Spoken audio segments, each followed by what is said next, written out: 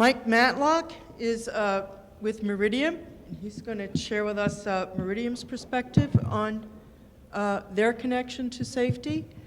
As Penny Chen is with Yokogawa, and she's going to share Yokogawa's viewpoint, and Aaron is going to share Bentley systems. Okay. Any questions from the floor, please? Nobody. Are you all doing this well? Are you really doing this well? I don't believe it. Yes, sir. Okay.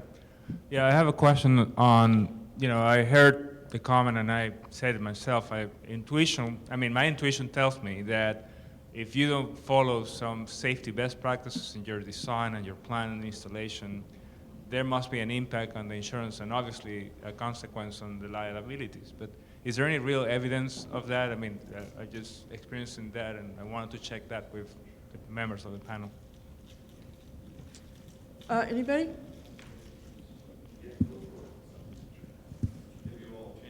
Think so. What I would say to that is it might be good to reference Don Schubert from Marsh Institute has spoken previously at Meridian conferences around, I'm from Meridian, about that, particularly in the power utilities. He has some pretty good statistics related to that, and we've also had a number of clients who've come back and stated that having effective asset performance management as a part of their systems has been a topic during the auditing time and respected and considered in their rates. And some where they've had incidents and not had that in place have actually, and this goes in other parts of the world as well, have stated they were rejected. So I think there's data out there I can't provide. I'd be more than glad to at least refer you to Don. But Don Schubert, if you look him up with Marsh Institute, has been pretty outspoken. And it's really around unplanned events and having systems, right, in place that address those in an effective asset performance management. My own past with the Dow Chemical Company for 33 years would also indicate the same thing. Yep. Is that I think there's real correlations that are in place, but the data is going to be like a lot of things you talked about in different places and maybe not all in one, but the insurance companies can speak to it most effectively. I'm Aaron Beasley from Bentley Systems, and we have the same experience. Scottish Power have a strong case study for that. ArcelorMittal Steel as well, and a lot of other customers. They've all, if you can show due diligence in your asset performance management process and the failure modes being pre-planned, so to speak, pre-identified, and your mitigation plans in place, including safety and how you deal with your control and safety systems and test them, and show you've tested them as you were talking about, right? Get it documented. They get insurance premium reductions that they can speak to you about. We can connect you as well, and you'll see them published in literature and conference proceedings and things. Great. Anybody else? This came up in our workshop on Monday, and I think it's important to point out that in the past there has really not been a yardstick for reliability. Everybody's been flying by the seat of their pants and developing their own thing. But now with ISO 55000 that supplies a framework for asset management, we believe that there is real value in that. And that will act as a guide, and it is now something that the insurance industry can point to and say, this is what we want to see, and these are the things that we want you to be doing. And if you're not doing these things, we're not going to insure you. We're not going to underwrite you. And it came up at that workshop that it really is not if, it is going to be when. So I think the better that you can prepare yourself now for that, the better off you're going to be going forward. Paul, if I could just add one more. So just maybe a little different perspective on it, but through many, many audits over the years, one of the things that particularly regulators look for is not only your compliance with external standards, but your compliance with your internal standards. And so it's really the integrity check, right? It's say what you're going to do and then do what you say. And if you're not doing that in certain areas, if I'm an insurer or frankly a regulator, it brings suspect then, if you're not showing me, and this really comes back from my experience over many years, it's about discipline. So if you're not disciplined in an area, I'm going to start to look for other evidence in other areas to indicate that that's different. You know, show me that that's not indicative of the other balance of your performance. And I think insurers are looking the same way. I mean, these are smart people with great statistics and knowledge. They understand value of risk. Yes, they do. And so when they're in your facilities or looking at things, they're actually looking for evidence that really goes against, you know, lots of relational data that they have to indicate, you know, what either you should be paying or what the risk is associated with it. So just additional. Yeah. Yep. It's a separate question. Now, I found that survey that Joe presented really interesting. Can you share a little bit on the basis of the survey? I mean, was it a global survey, only North American users? Yes, I can, Luis. And I'm going to, you know me, I'm going to try and do this from memory, and I'm a little tired, so Rain Man may not all fully be here.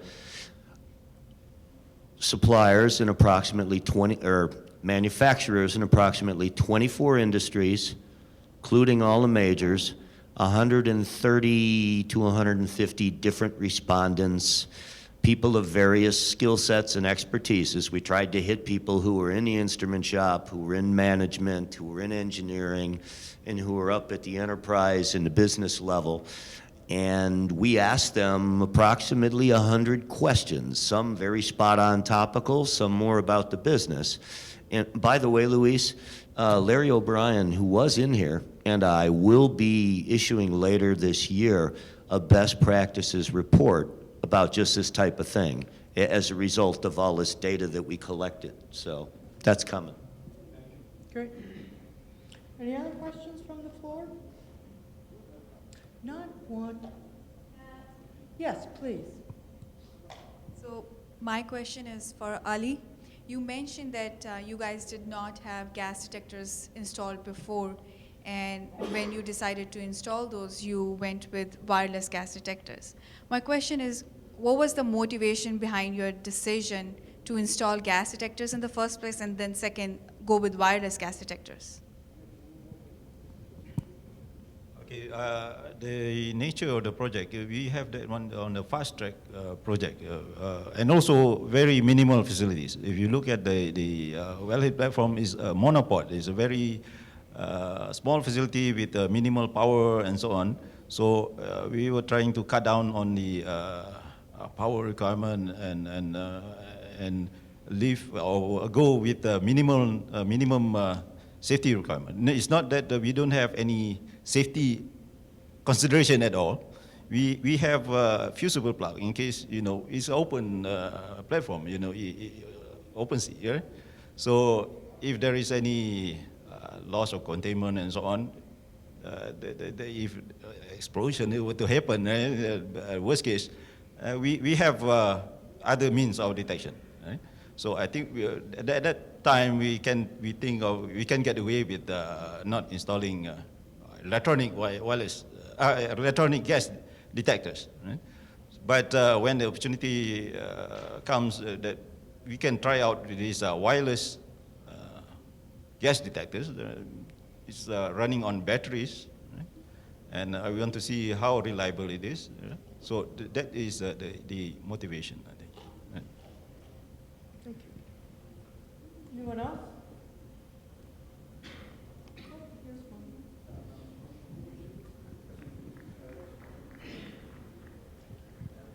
So some of the regulatory regimes, particularly for offshore platforms, do require a periodic review of safety critical elements and your plans to inspect and maintain them. You know, I found, Joseph, some of your comments interesting. A lot of the owner-operators put it out to tender to an engineering firm to do that review. And as a result, sometimes they seem to lose some of the benefits you identified because that outside firm is trying to complete the work in the minimum amount of time. They're really focused on the regulatory aspect. and they lose sight that at the same time they could be looking at saving money and other benefits of doing the review. What are your thoughts on that? Well, I will say I wasn't intending to be harshly critical of them, but obviously you could tell I get passionate about this stuff. I think those outside firms that get contracted, if they were maybe brought into a discussion with operations and engineering that had supported defining the control strategy, they could, if they don't already have it and they're not trying to just send you another bill to share that knowledge with you, they could be made to be part of your company's solution. In other words, yes, you do this for me right now, but we'd like you to do more. Could you share the data? We'll help you integrate it with our plant, you know, our corporate level systems and that. So I agree with you, sir. I tend to challenge people to try and fix what I think is wrong, and sometimes I might bruise them on the way. But your point is very well taken. Anybody else have a comment? Yeah, I've seen clients take, they're starting to take a turn towards, we used to rely on contractors, but we don't own the data. We don't really understand it. It's a report. I can't integrate it, as you said. It's a PDF, and that's all I've got. And so they can't do a query on it. They can't do any analysis. So they're starting to slowly come around to, you know, asking vendors like ourselves, can the third-party user access a system? Is there ways to put that data in the system that we've bought from you so that we now own that data and can use it in our decision-making? So companies are coming around. Your survey shows the speed, but you know they're coming around slowly, and the third-party contractors will still have their work. It's just a matter of sharing the information back to those who paid for it to be collected in the first place, so it can be further acted upon. One other thing that I would add is, and I think it's back to that connectivity, is regardless whether it's in outsourcing and you have another a company doing, I think at the end of the day, who owns it?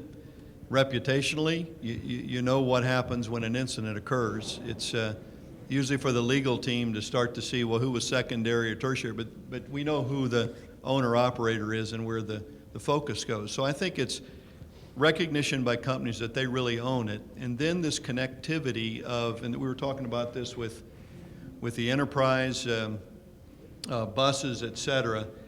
But I was having a conversation earlier today with an individual, and they were talking about reliability, and they made the statement about, well, don't you just think that most of the reliability issues are random?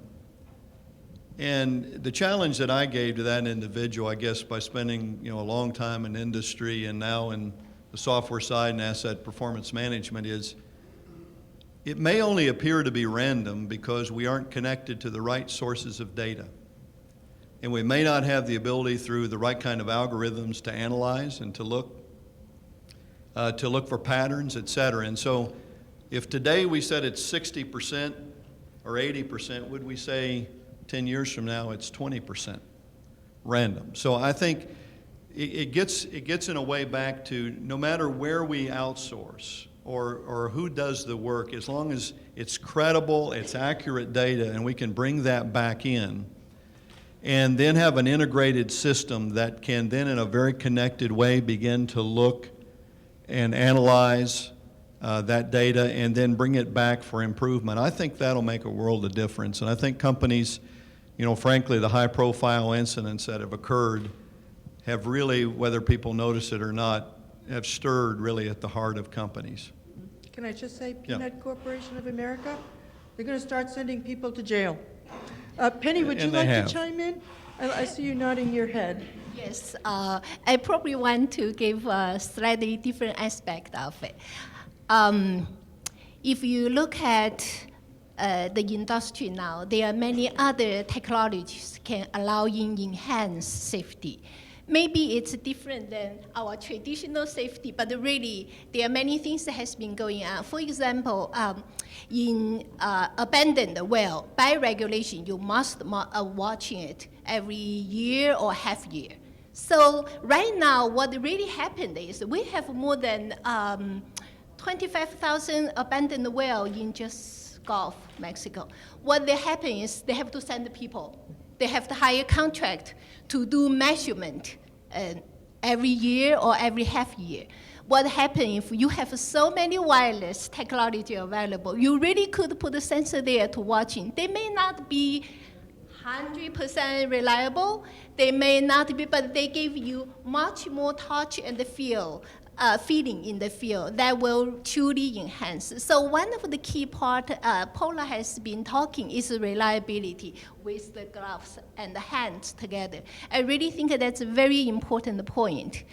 Reliable network will bring you possibility to have better performance. Many times we say data analysis, still you need good data in the field. If you have a bunch of wrong data, will make your analysis a headache, isn't it?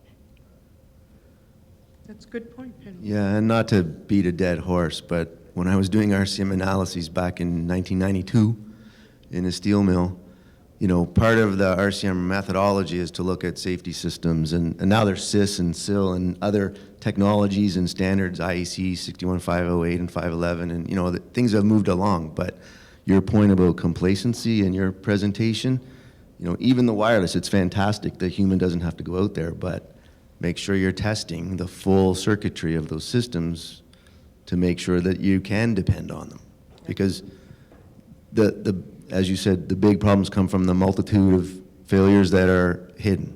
And whether you're doing RCM or not, don't depend on things you haven't tested, right? The smoke detector has a battery, but you ever put smoke to your smoke detector? Right? Absolutely, good point. Actually, the example Ali gave is very, very interesting. This wireless gas detector is Cell 2 level certified. So it is technology proof for this, for safety, enhanced safety application. I never said replace one. Yes, Keith. Hello, yes. Okay, yeah, appreciate all your input and stuff. This goes back to one of Paula's earlier slides, so Paula's comment, I guess, and anyone else from the team. I'm in the support of nuclear facilities, so of course safety systems are a big part of our business. And when you first showed your cut of what causes problems and stuff in safety systems, the one slice that I was looking for that I didn't see, is it software related, hardware related, or people related? Those three categories, where do you think the most, or I mean, it's across all three of those issues, but how do you rank those, and where do you see, I mean, improvements we can make in those areas across hardware, software, and people to improve the safety systems? Well, I'm going to jump right in here, and again, I thought I tried to make the point, at least in the presentation, is that the people are the wild card, in my opinion, because you can't really predict as well what they're going to do. I think that, you know, the software is very stable these days, as well as our systems and our communication systems. And if we integrate it properly and get the right data, we can do that, but will the people act on it properly? That, to my mind, that's the wild card. Anybody else? I was just going to comment, if you look at where the spending in industry is going, what would it tell you? It would tell you that we think the people is really the weakest link. If you look at layers of protection analysis, and when you'd say, but we're going to count on a certain activity taking place by an individual, what's the next question? What happens if they don't do that? Yeah, I think and the change management, I think they all continue to be the biggest challenges because of, you know, I don't know what the latest data tells us around human beings. I heard at one time 2 sigma, whatever, so, you know, versus others. So just as you look at, I think that it's recognizing that they all count.